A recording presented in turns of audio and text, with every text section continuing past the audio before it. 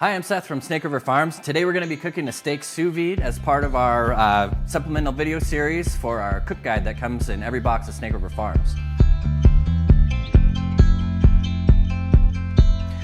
Sous vide is a great method to use, especially on larger cuts of meat, or if you feel like your steak cooking is inconsistent in the kitchen. It's a good way to bring the steak up to an exact temperature. Then we're going to let it rest and then just sear it off at the end. Pretty foolproof. So we're going to start off with a little bit of salt and pepper on both sides. And then we're going to go into our bag here. Ideally you'd have a vacuum seal, but since I'm assuming a lot of you don't have those on home, there's also a really easy way to do it in a Ziploc.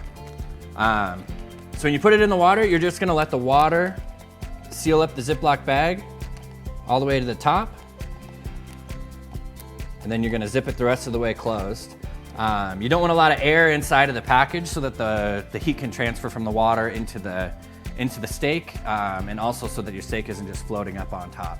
Okay, so we've been going about an hour and 10 minutes. This steak should be right at 120 degrees where we've got our circulator set. So we're just gonna take it out, pat it dry, and give it a nice sear on each side. All right, the reason you're patting it dry is so that you're not,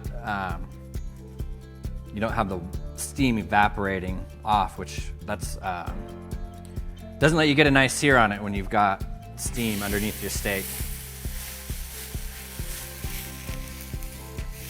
All right, so we've got a good sear on the first side. Just gonna flip it over and do the same on this side. So the steak is already cooked all the way through. All we're doing right now is putting a crust on the outside. When you're doing sous vide, you don't need to let the steak rest. It's ready to serve. Let's cut in here and see how we did. Got a nice, even, medium rare all the way through. Thanks for watching, and check out our other cook guide videos.